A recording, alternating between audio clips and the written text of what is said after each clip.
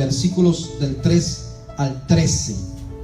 Cuando lo encuentre, se pone en pie para poder leer con reverencia la palabra del Señor. Primera Samuel 7, del 3 al 13. Dice la palabra del Señor así: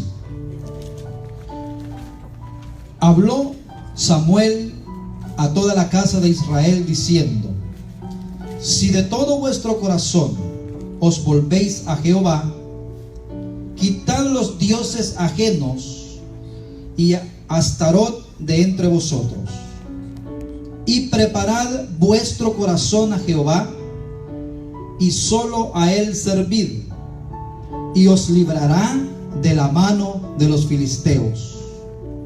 Entonces los hijos de Israel quitaron a los Baales y a Astarot, y sirvieron solo a Jehová. Y Samuel dijo: reunid a todo Israel en Mizpa, y yo oraré por vosotros a Jehová. Y se reunieron en Mizpa, y sacaron agua, y la derramaron delante de Jehová, y ayunaron aquel día, y dijeron allí: contra Jehová hemos pecado. Y juzgó Samuel a los hijos de Israel en Mizpa. Cuando oyeron los filisteos que los hijos de Israel estaban reunidos en Mizpa, subieron los principales de los filisteos contra Israel. Y al oír esto, los hijos de Israel tuvieron temor de los filisteos. Entonces dijeron los hijos de Israel a Samuel: no ceses de clamar por nosotros a Jehová nuestro Dios, para que nos guarde de la mano de los filisteos. Y Samuel tomó un cordero de leche y lo sacrificó entero en holocausto a Jehová. Y clamó Samuel a Jehová por Israel, y Jehová lo oyó. Y aconteció que mientras Samuel sacrificaba el holocausto, los filisteos llegaron para pelear con los hijos de Israel, mas Jehová tronó aquel día con gran estruendo sobre los filisteos, y los atemorizó, y fueron vencidos delante de Israel. Y saliendo los hijos de Israel de Mizpa, siguieron a los filisteos, hiriéndolos hasta abajo de Bet-car. Tomó luego Samuel una piedra y la puso entre Mizpa y Sen, y le puso por nombre Ebenezer, diciendo: hasta aquí nos ayudó Jehová. Así fueron sometidos los filisteos, y no volvieron más a entrar en el territorio de Israel, y la mano de Jehová estuvo contra los filisteos todos los días de Samuel. Vamos a orar. Padre, te pedimos, Señor, te imploramos en esta hora, Padre Santo, que nos hables más claramente por medio del Espíritu Santo, Señor, usando a este instrumento como un vaso, Señor. Háblanos, Señor, en esta mañana. Tu pueblo desea escuchar tu voz. En tus manos nos ponemos, Señor. En el nombre de Jesús oramos. Amén y amén. Gloria a Dios. Puede tomar asiento, mi hermano. El versículo 12 dice: tomó luego Samuel una piedra y le puso entre Mizpa y Sem, y le puso por nombre Ebenezer, que traducido quiere decir hasta aquí nos ayudó el Señor. ¿Cuántos podemos decir esto esta mañana? Todavía no se ha muerto usted, todavía no está terminado, está aquí, y esa es una prueba de que hasta aquí Dios le ha ayudado. Cada uno de los que estamos aquí, hermanos, esta mañana tenemos una historia que contar. Amén. Una historia. Cuando usted ve a una persona, esa persona tiene un historial que si usted se sienta con ella, usted puede descubrir cosas hermosas en la vida de esa persona. Pero también va a descubrir que en el transitar de su vida le han pasado cosas que no son tan gratas. Y quizá un tiempo usted reirá con esa persona y quizá por momentos llorará, ¿verdad? A todos nosotros nos han pasado cosas lindas, pero también nos han pasado cosas no tan lindas. Algunas de las cosas que nos han sucedido son cosas buenas. Algunos nos llenan de satisfacción, ¿verdad? Cuando usted habla con una persona y cuenta sus logros y cuenta cómo Dios la ha bendecido, cómo fue librado de esto, de lo otro, hay una cierta satisfacción en estas cosas que se cuentan. Pero hermanos, también hay otras cosas en nuestra vida que al contarlas, nuestras emociones nos invaden y quizás lloramos porque no son tan buenas. Ya sea que nosotros nos hayamos metido ahí por nuestras decisiones, o ya sea que sea porque un resultado de las decisiones de otros a quien nosotros amamos profundamente. No importa cómo sea, hermanos, lo que sí podemos decir esta mañana, usted y yo, es que hasta aquí nos ayudó el Señor. ¿Lo puede repetir conmigo? Hasta aquí nos ayudó el Señor. Y eso es hermoso saberlo, hermanos, porque generalmente vemos que el hombre se queja mucho por lo que no tuvo. El hombre se queja mucho por lo que no tiene, pero no es agradecido y se fija en las bendiciones que ya tiene. Por eso es importante esta frase esta mañana: hasta aquí nos ayudó el Señor. En este pasaje, mis hermanos, el profeta Samuel, que es uno de los grandes hombres del Antiguo Testamento, diría yo uno de los más grandes hombres usados por Dios, con una vida bastante apegada a lo que el Señor quería. Este hombre erige un monumento, y eso es importante, hermanos. Ese monumento que erige o que levanta Samuel es un monumento que indica que hasta aquí los ayudó el Señor. Hermanos, ¿qué cosa hay en su vida que le recuerdan cada instante que Dios ha sido misericordioso con usted? Esta roca, esa piedra, ¿verdad?, que Moisés puso como una prueba, como un recordatorio, era un testigo mudo del poder de Dios. Y hay algo importante, hermanos, que nosotros como cristianos debemos de entender, que debemos de recordar todas las cosas lindas en las cuales Dios ha tenido de nosotros misericordia. Y si usted se enfoca en esas cosas, en las bendiciones de Dios, déjeme decirle que usted será una persona que piensa como Dios piensa. Porque dice la palabra del Señor que Dios tiene planes de bien para nosotros. Y nosotros debemos de pensar en esto. Mire, los monumentos, nosotros hemos visto, hermanos, que el hombre a través de la historia ha levantado monumentos. Vemos los parques de nuestros países, nuestras grandes ciudades, que hay monumentos, hombres a caballo, a veces hay asteriscos, hay monumentos que están ahí, testigos mudos, para que la gente pase, pero investigue qué significa. Casi siempre estos monumentos tienen una historia que contar.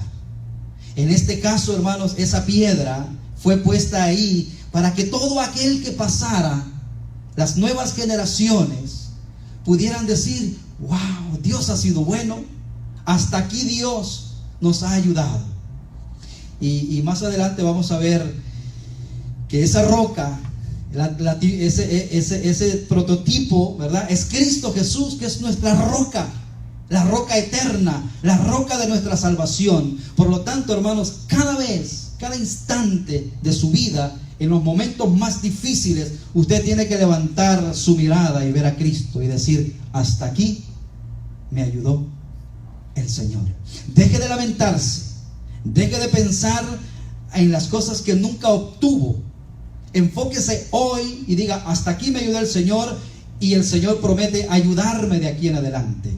Pero vamos a ver, hermanos, en el contexto de estos pasajes, ¿qué había pasado con el pueblo de Israel? ¿Qué sucedió con ellos? Que en la lectura nosotros vimos, ¿verdad?, ciertas cosas que vamos a ir puntualizando a través del mensaje. Los monumentos, hermanos, erigidos en lugares visibles y públicos son recordatorios de eventos especiales o de personas que dejaron un rastro en la historia. Hay personas en su vida que han dejado huellas, ¿Sí o no? Y otras han dejado cicatrices. Pero nosotros también. Nosotros también hemos dejado huellas en alguien, pero de alguna manera también hemos dejado cicatrices. Pero recordamos a aquellos que han plantado, ¿verdad? Que nos han hecho algún bien y que hoy nosotros disfrutamos de aquel favor inmerecido quizá que recibimos de aquellas personas. Dios quiere que nosotros seamos personas recordadas por cosas buenas. ¿Cómo lo recordarán a usted? Acuérdese, en la caja todo el mundo es bueno, ¿verdad? Pero realmente usted hace hoy un análisis de su vida y usted será un ícono o será un testigo mudo en la historia, su nombre, y dirá: esta persona dejó algo indeleble en mi vida, puso un fundamento en mi vida. Es para pensarlo, ¿verdad? Bueno, los monumentos son objetos transitivos que representan algo especial del pasado en forma presente y en forma tangible. Como objetos transitivos, las rocas, hermanos, testifican de algo permanente. Cuando usted ve una roca así, usted lo primero que le viene a la mente es algo permanente, algo inconmovible. Yo recuerdo allá en los terrenos donde yo vivía, trataba yo de agarrar una piedrota así grande y quererla mover en mi mente. Y decía: no, es imposible. ¿Por qué? Porque representan algo inconmovible, algo seguro, algo sólido. Eso representan las piedras. Necesitamos, hermanos, retener las memorias relacionadas a la bondad de Dios. Cuando tipificamos esto de la piedra, es que nosotros debemos de recordar que tenemos un Dios que es inconmovible. Cuando nosotros cantábamos, ¿verdad? Inconmovible es nuestro Dios. Nadie lo puede mover. Ni los problemas más agudos de la sociedad pueden atemorizar a Dios. Dios no está preocupado por quién va a ser el presidente de esta nación. A Dios no lo toma nada por sorpresa. Nuestro Dios es inconmovible. Nuestro Dios es perenne. Nuestro Dios es seguro, es sólido. Por eso que todo aquel que fundamenta su casa sobre la roca no caerá jamás. Amén. Y esa roca es nuestro Señor Jesucristo. Hermanos, debemos de también recordar y reconocer su fidelidad.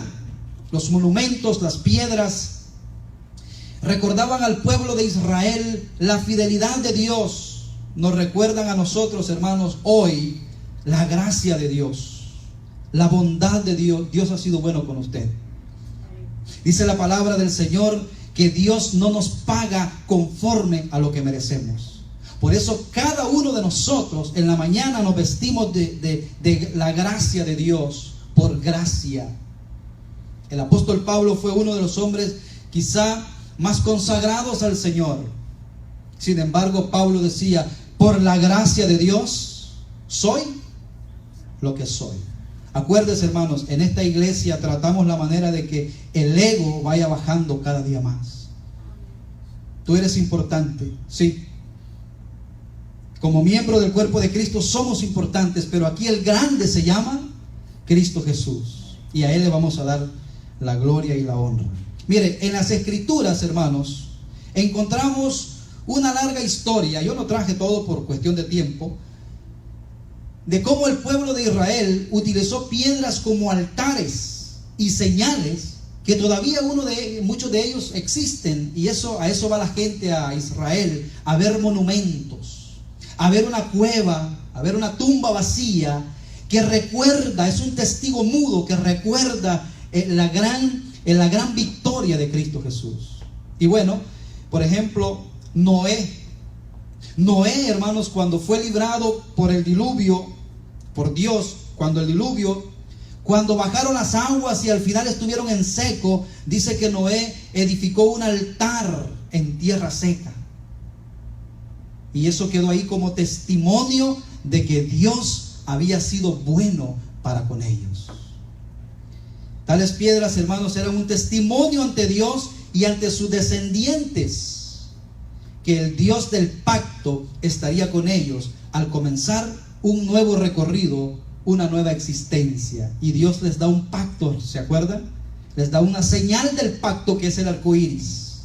Y cada vez que veían el arco iris decían: esa es la señal del pacto, que nuestro Dios será fiel y que no nos destruirá más con agua.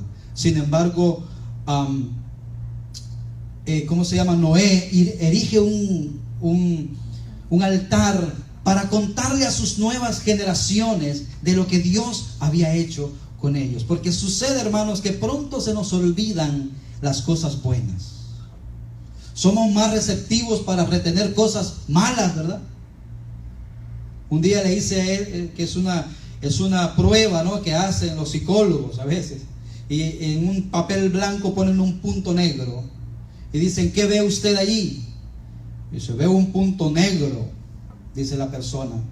Y dice: ¿sabe por qué somos así? Porque somos dados a ver el pecado, la falta de la persona, pero todo lo blanco es lo bueno que tiene la persona. Y a veces nos cuesta ver eso, ¿verdad? Vemos lo negro, vemos lo malo, vemos el pecado y juzgamos, y así nos conducimos. Hablaba con un hermano temprano y le digo: tú sabes que en la cárcel, la gente que tiene la cárcel no es del todo malo en sí. Lo que en una área fallaron y por eso están ahí, pero si tú vas a hablar con ellos, a lo mejor tienen buenos sentimientos, son buenos padres, pero en algo fallaron. Ahora, hermanos, es importante esto, porque nosotros debemos de recordar siempre las misericordias de nuestro Dios. Si usted hace eso, hermanos, su vida será mejor. Porque dice la palabra de Dios que si usted se enfoca más en lo negativo, en el daño, dice que puede haber un gran peligro, dice Hebreos, que puede brotar de su corazón una raíz de amargura. Y eso está hablando, ¿verdad?, de que esa raíz va a crecer, va a ser un árbol y va a dañar toda su vida, de tal manera que usted será una persona amargada porque se deja llevar por lo negativo. En este caso, hermanos, es importante nosotros recordar las bendiciones de Dios. Noé erigió ese altar, y me imagino que de tanto en tanto llegaba ahí y oraba y le daba gracias a ese Dios que lo salvó. Abraham era otro, edificó un altar en Siquem, luego de Betel y después en Hebrón. O sea, Abraham donde quiera que iba, ese sí era más. Decía: donde quiera que yo vaya voy a dejar una señal de que Dios ha estado conmigo en cada caminar. Y donde Abraham llegaba, ahí hacía un altar. Y decía: no nos movemos de aquí. Y quiero puntualizar algo interesante después, porque si usted se da cuenta, no habla de las mujeres, no habla de que la mujer de Noé erigió, no habla de que Sara, la esposa de Abraham. ¿Por qué? Porque el Señor quiere enfatizar el liderazgo del hombre. El hombre tiene que ser aquel que tiene la iniciativa en el matrimonio para buscar a Dios en la familia. Moisés también, hermanos, luego del éxodo de la esclavitud de Egipto, dice que cuando cruzaron el mar, y eso es interesante, cuando llegaron al otro lado, cuando estaban en medio del mar, dice la palabra de Dios, Moisés dijo: cada uno de cada jefe de una tribu agarre una piedra de en medio del mar. Dice que cuando llegaron al desierto, pusieron ahí cada uno sus piedras. Y eso era para que las generaciones que venían fueran de cuando en cuando a ese lugar, es decir, esto es testigo de que Dios nos libró de la mano del faraón. Es interesante eso, hermanos. Y cuando Juan el Bautista viene predicando el evangelio en el desierto, algunos comentaristas dicen que él dijo: porque Dios puede sacar hijos aún de estas piedras. Y creen que estaba mencionando esas piedras que estaban ahí como un recordatorio de la gracia de Dios. Bueno, pero ya para ir entrando al tema del pasaje, transcurre el tiempo, ¿verdad?, después de todos estos hombres de Dios, y llegamos a la historia de Israel cuando se narran en los Jueces, y vemos nosotros, hermanos, que este pueblo de Israel era un pueblo bipolar, podría llamarle, ¿no? Hoy estaban alabando a Dios, gloria a Dios, mañana estaban adorando a los ídolos. Cualquier parecido con la realidad es pura coincidencia. Muchas veces nosotros hoy estamos aquí en la iglesia adorando a Dios, gloria a Dios, pero mañana, mis queridos hermanos, se nos olvida y estamos adorando a Baal, adorando a otros dioses, dioses ajenos. Bueno, eso pasó aquí. Y en el libro de Jueces, usted va a ver que se resaltan estas palabras. Número 1, desobediencia del pueblo. Número 2, como consecuencia de la desobediencia viene la derrota y viene la degradación. Y por supuesto viene el dolor. Desobediencia igual a derrota, igual a frustración. Y eso no ha cambiado para nosotros hoy. Usted lo puede experimentar, yo lo experimento. Cuando le soy fiel a Dios, gloria a Dios, ¿verdad? Todo camina bien, todos los días son hermosos cuando soy fiel a Dios. Pero cuando no le soy fiel a Dios, hay días que quisiera desaparecerme. Digo, Señor, ven ya. Si no voy a ser de bendición para ti, pues llévame ya. ¿Por qué, hermanos? Porque en la vida, como hablábamos al principio, es una historia que está llena de cosas buenas y de cosas no tan buenas. Lo que pasa es que aquí al frente venimos a contar las bendiciones, ¿verdad? Pero los fracasos y las caídas, eso no lo contamos. Pero sí existen. Sí existen. Ahora, es importante, hermanos, la palabra Ebenezer aparece por primera vez, y busque su Biblia, ahí mismo, no mucho, un poquito más atrás en el capítulo 4, porque la palabra Ebenezer aparece por primera vez en 1 Samuel 4:1, y se refiere a una ciudad, nada más como para referencia, usted lo puede tener ahí. Se refiere a una ciudad 25 millas al noreste de Jerusalén. ¿Okay? Luego de la conquista de la tierra prometida, acuérdense que el Señor saca a Israel y le da la tierra prometida, la tierra de Canaán, pero esas tierras estaban habitadas por pueblos idólatras. Y por eso Dios estaba desechando a esos pueblos, porque eran idólatras. Por eso el Señor les dice al pueblo de Israel: cuando ustedes conquisten esas tierras, no hagan según las costumbres de esa gente, porque por eso Jehová los echa hoy de la tierra. Quiere decir que era una promesa condicionada. El pueblo de Israel tenía que llegar, desarraigar todo lo que había ahí y comenzar una nueva vida en Cristo, en este caso una vida de obediencia al Señor. Pero ¿qué pasaba? El pueblo no destruía completamente a todos los habitantes, sino que quedaban residuos, y esos crecían. ¿Se acuerdan ustedes cuando el Señor manda a Saúl a destruir a Amalek? Y no te apiades de ellos, ni de niños, y empieza. ¿Por qué? Porque eso va a retoñar, ¿verdad? Dicen por ahí que la mala hierba no muere. Entonces el Señor dice: erradica todo, porque más adelante eso pequeño que dejaste, esos residuos que dejaste sin eliminar, van a crecer y te van a destruir. Eso es lo mismo en la vida nuestra, hermanos. Arranque, elimine de todo en su vida, porque eso insignificante o eso que es inocente en su vida, que todo el mundo lo hace, que le parece a usted gracioso, si el Espíritu Santo lo confronta, arránquelo. Y vamos a ver más adelante que Dios no se lo va a arrancar a usted. Usted tiene que erradicarlo. El Señor le dijo: vayan y conquisten la tierra y no se apiaden y arranquen y eliminen a todos ellos, ¿verdad? Pero vemos entonces que después de la conquista, bajo el liderazgo de Josué, porque Moisés no entró, se experimentó un conflicto constante con los enemigos del Señor que quedaron en la tierra, especialmente, hermanos, los filisteos. La palabra filisteo, espiritualmente hablando, es todo eso feo, ¿verdad?, que viene a separarnos de Dios. Los filisteos, por eso no se junte con los filisteos. Los filisteos, hermanos, no solo derrotaron a Israel un par de ocasiones.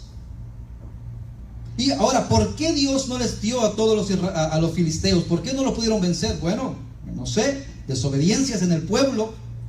Y dice la historia bíblica que los filisteos no solo derrotaron un par de ocasiones al pueblo de Israel. Aquí vemos, hermanos, un pueblo que, aunque tenía un Dios poderoso, que lo había sacado con mano poderosa, cuando desobedecían eran derrotados. Lo mismo sucede con el cristiano. Somos hijos de Dios, todo lo puede en Cristo. Dios es todopoderoso, pero cuando usted desobedece a Dios, usted es derrotado. ¿Sí o no? No estamos hablando de la salvación, estamos hablando de nuestra comunión con Dios. La desobediencia siempre trae como resultado derrota. Los filisteos, hermanos, no solamente derrotaron al pueblo de Israel, sino que los filisteos, hermanos, llegaron a hacer algo tan terrible para el pueblo de Israel, que fue capturar el arca del pacto. El arca del pacto, hermanos, significaba la presencia de Dios con Israel.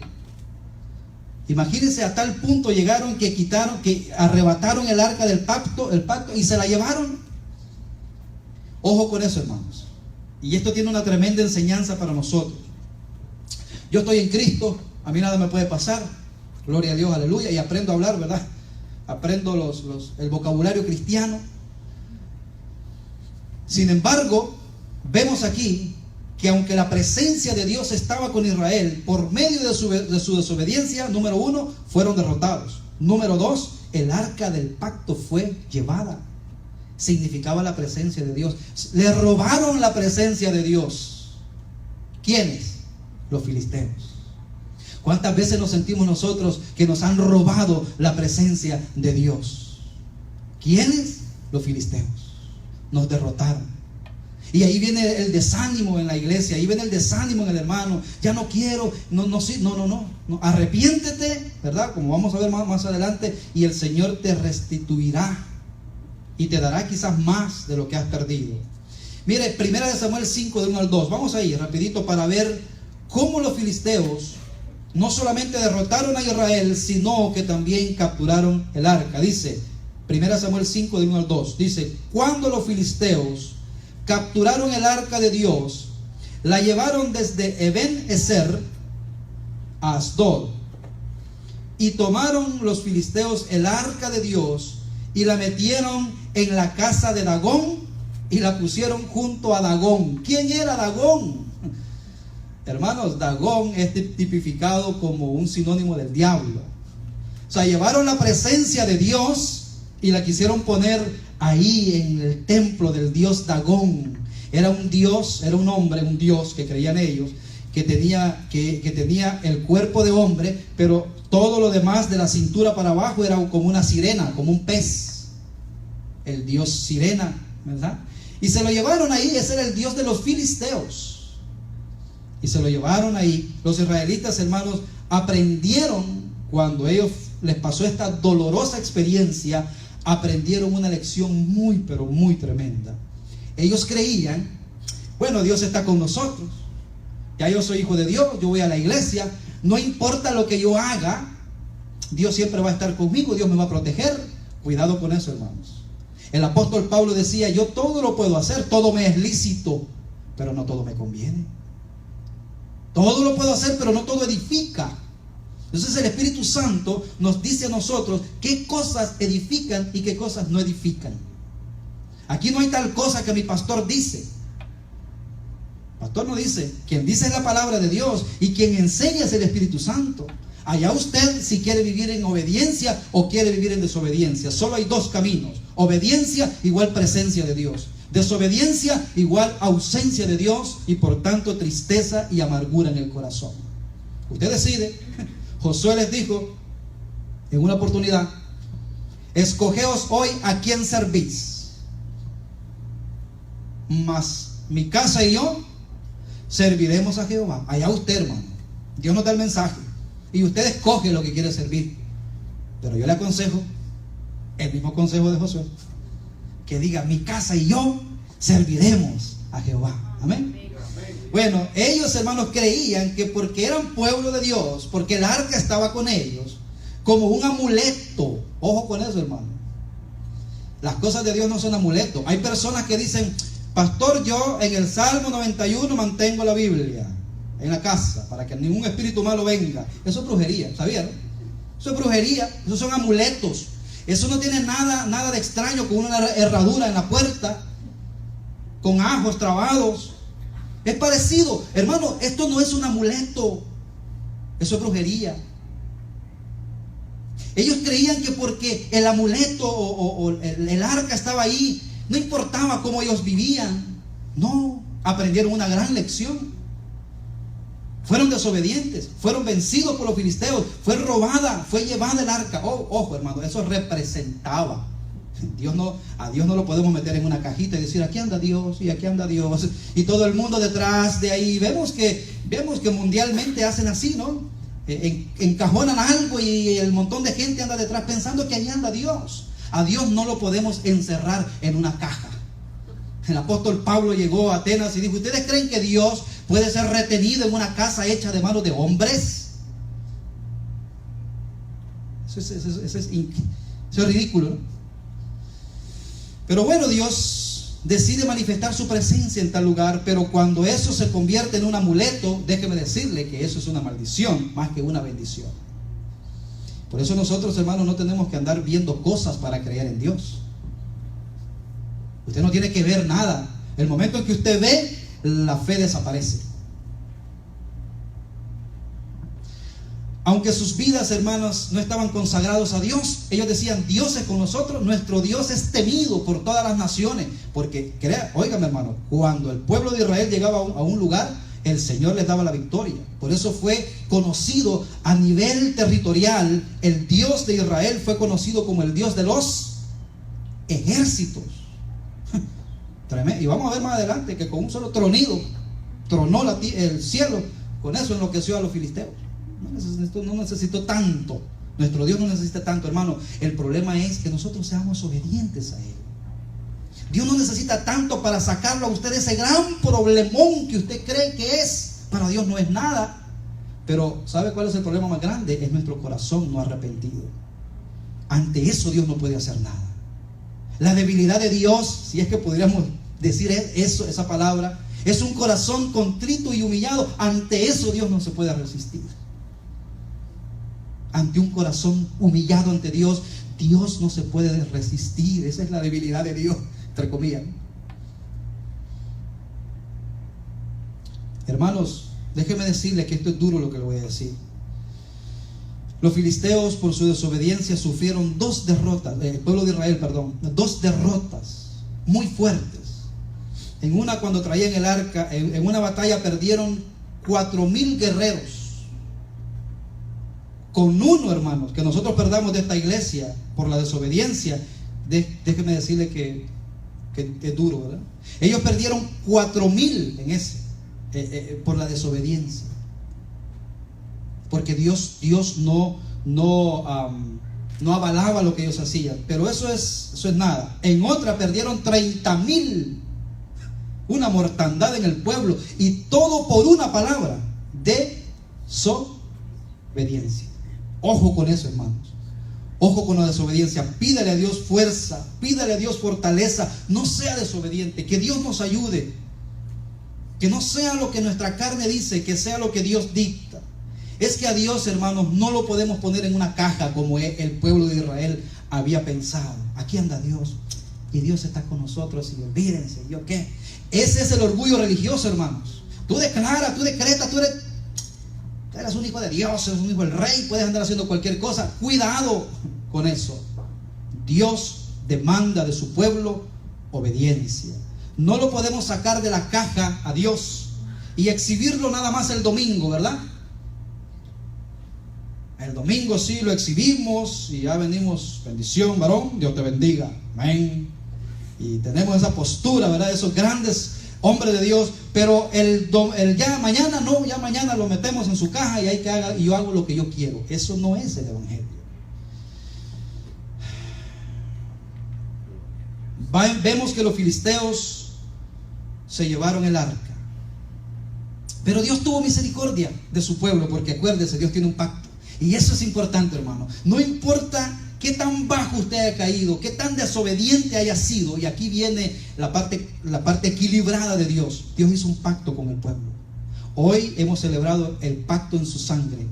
¿Amén? Y Dios no va a quebrantar su pacto. Vamos a sufrir por nuestra desobediencia, pero hay esperanza para todo aquel que peca y todo aquel que cae. Porque Dios sabía lo que estaba pasando. Pero mire qué sucede. 1 Samuel 5:3, vaya ahí. ¿Qué pasó cuando se llevaron el arca? Y le aconsejo que estudie estos pasajes, hermano. Es interesante ver qué pasaba qué pasó el siguiente día, ¿verdad? Mire, 1 Samuel 5:3. Llevaron el arca, ¿a dónde lo llevaron? ¿Al templo de quién? De Dagón. O sea, que pusieron ahí enfrente de su dios Dagón y pusieron el arca del pacto. Miren lo que pasa en el 3. Y cuando el siguiente día los de Asdod se levantaron de mañana, he aquí que Dagón, postrado en tierra delante del arca de Jehová, y tomaron a Dagón y lo volvieron a su lugar. Y dijeron: Dagón, ¿qué estás haciendo ahí postrado ante ese arca? Si tú eres nuestro Dios, ¿qué te pasa? Estoy nada más parodiando, ¿no? Pero eso fue lo que pasó. Y lo volvieron a levantar y lo pusieron ahí, porque vieron a su Dios adorando el arca de los israelitas. El 4 dice: y volviéndose a levantar de mañana, el siguiente día, he aquí que Dagón había caído postrado en tierra delante del arca de Jehová, y la cabeza de Dagón y las dos palmas de sus manos estaban cortadas sobre el umbral, habiéndole quedado a Dagón el tronco solamente. Hermano, esos son los dioses en los que los hombres confían, que si se les caen se quiebran. No quiero ofender a nadie, es la palabra de Dios. Usted no puede confiar en las cosas que el hombre crea. ¿Qué pasó aquí? Interesante, ¿no? El tronco nada más. Que el Espíritu Santo nos hable. Por esta causa los sacerdotes de Dagón, el 5, y todos los que entran en el templo de Dagón no pisan el umbral de Dagón en Asdod hasta hoy. Mire, se quedó, o sea, no entendieron. Y como por este hecho ellos dijeron: no, ustedes no pisen ahí, porque ahí cayó Dagón. O sea, increíble, ni viendo ven, como dice la Biblia. No pudieron decir: oye, pero Dagón, esto no es nada, agarrarlo y darle un martillazo y seguir al Dios viviente. Pero no, hermanos, no. Y tenemos que orar, porque en otro tiempo nosotros también éramos adoradores de Dagón. Adorábamos lo que no sabíamos. Como el Señor le dijo a la mujer samaritana: ustedes adoran lo que no saben, nosotros adoramos lo que sabemos, el Dios único de Israel, hecho carne, ¿verdad? Y vino a morir por nosotros en la persona de Cristo Jesús. 6. Miren lo que pasó. Ahí viene la misericordia de Dios. Y se agravó la mano de Jehová sobre los de Asdod, y los destruyó y los hirió con tumores en Asdod y en todo su territorio. Y viendo esto, los de Asdod dijeron: no quede con nosotros el arca de Dios de Israel, porque su mano es dura sobre nosotros y sobre nuestro Dios Dagón. Aquí lo vino a golpear. 8. Convocaron pues a todos los principales de los filisteos y dijeron: ¿qué haremos del arca del Dios de Israel? Hermanos, el hombre natural no puede entender las cosas espirituales. Dios solamente se manifiesta con su pueblo para bendición. Amén. Dice: pásese el arca de Dios de Israel a Gat, y pasaron allá el arca del Dios de Israel. Y aconteció que cuando lo habían pasado, la mano de Jehová estuvo contra la ciudad con gran quebrantamiento, y afligió a los hombres de aquella ciudad, desde el chico hasta el grande, y se llenaron de tumores. Si usted sigue leyendo, después se enviaron el arca en una carreta con vacas, y ellos hicieron tumores de oro y mandaron la carreta llena de oro. Habíamos encontrado nosotros, ¿verdad? Que la mandaron sola, con tumores. Pero tiene otras cuestiones culturales esto, para que aceptara. Ojo, hermanos, ojo con esto. Dice que ellos mandaron la carreta llena de tumores, porque ¿de qué fue que Dios... ¿Cuál fue la plaga? Tumores. ¿Ha ido usted a ciertos lugares donde ve manos de cera, o pies de cera, o un pedazo de hombro de cera? Es parecido, por ahí viene la historia. Bueno, vamos a ir finalizando. Así que el pueblo de Israel, después de su desobediencia, de su derrota, de su degradación, producto de su idolatría, el Señor les ofrece gracia y misericordia. Lo mismo para nosotros, ¿verdad? Desobediencia. ¿Cuántos hemos sido desobedientes? No levante la mano, porque Pero Dios dice que, al igual que el pueblo de Israel, Él nos da a nosotros su gracia y su misericordia. Pero no sin antes, con una palabra importante, que es el arrepentimiento. Israel se arrepintió, y bajo el liderazgo de un sacerdote, del hombre de Dios, Samuel, Dios restaura a su pueblo dándole seguridad, hermanos, que es lo más importante que una persona necesita: seguridad. ¿Cuál es el gran problema de Estados Unidos? La inseguridad. Ese es el gran problema de Estados Unidos. Quien le ofrezca a Estados Unidos seguridad, con ese se va. Nuestros países también, ¿verdad? Y esa es la canción de los políticos. El pueblo, hermanos, se reconsagró de vuelta a Dios. Fue en ese contexto, hermanos, de renovación, que Samuel colocó una piedra como una recordación de la gracia de Dios. Ebenezer. Ebenezer está ahí para nosotros hoy, hermanos. Si usted está aquí hoy, esta mañana, déjeme decirle que hay restauración de parte de Dios para usted, pero es con usted y Dios nada más. En el capítulo 7 que leímos de 1 Samuel, vemos un pueblo sufriendo por encontrarse desamparado de su Dios a causa de su obediencia. El pueblo de Dios, ojo con esto, hermanos, no puede vivir sin Dios. El pueblo de Dios no puede vivir sin Dios, y Dios lo sabe. Y Dios sabe que nosotros no podemos vivir sin Él. Aun cuando nos vamos de su presencia, Dios sabe que vamos a regresar. Más golpeados, más sufridos, pero Dios sabe que vamos a regresar. Ebenezer, hasta aquí nos ayudó el Señor. 7:3 dice: habló Samuel a toda la casa de Israel diciendo: si de todo vuestro corazón os volvéis a Jehová. Eso le dijo Dios a Samuel para que dijera: quitad los dioses ajenos de Astarot y de entre vosotros, y preparad vuestro corazón. ¿Qué dioses ajenos usted tiene que quitar hoy? Mire, dice quitad. Nunca le diga al Señor: quítamelo. Dios no le va a quitar lo que Él no le puso. Usted tiene: despojaos, quitad, huid. Dios no va a hacer lo que nosotros tenemos que hacer. Usted tiene que entregarle al Señor esa área y hacer en su nombre. Dios le va a dar fuerza a usted. Quitad los dioses ajenos. Hoy nosotros no tenemos dioses que cuelgan, quizás, pero sí hay dioses, hermanos, que compiten en nuestro corazón. Nuestra restauración no es algo mágico que yo pueda decirle: ¿cuántos quieren hoy ser restaurados por Dios? Pasen al frente, pongo su mano y ya. No, eso es un deseo de su corazón, y decir: Señor, yo quiero ser restaurado. Y poco a poco tú me vas a ir ayudando día a día.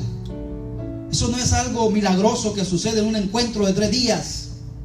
Eso no es así. Entonces los hijos de Israel, el 4, quitaron a los Baales y a Astarot y sirvieron solo a Jehová. ¿Quiere servir solo a Jehová usted? Quite de usted esos ídolos, esos dioses. ¿Sabe cuáles son esos ídolos, esos dioses?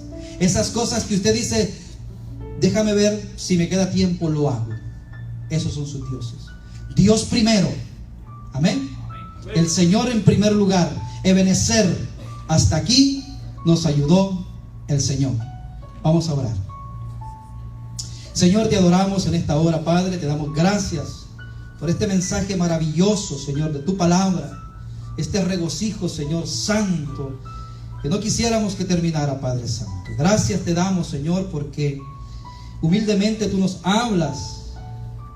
Gracias, Espíritu Santo, porque tú eres el Maestro, Señor. Gracias, Señor, porque hoy nos has dado la oportunidad de arrepentirnos, de dar media vuelta y regresar ante tu presencia, Señor, porque tú eres un Dios de nuevas oportunidades, de nuevos comienzos. Lo vemos aquí en el pueblo de Israel.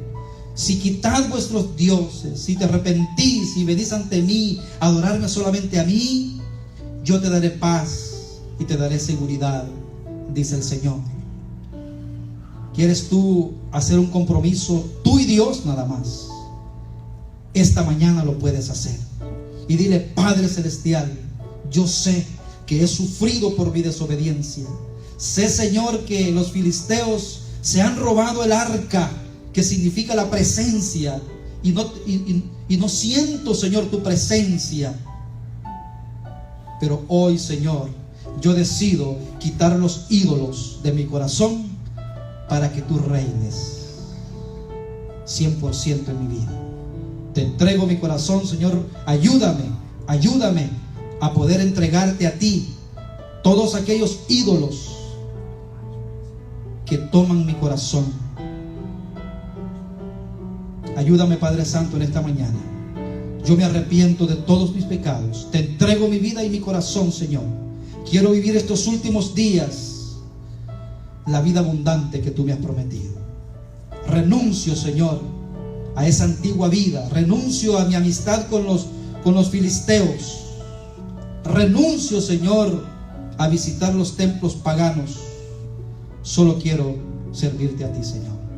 Sé que esa es una petición conforme a tu voluntad. Ayúdame, Señor, en el nombre de Jesús.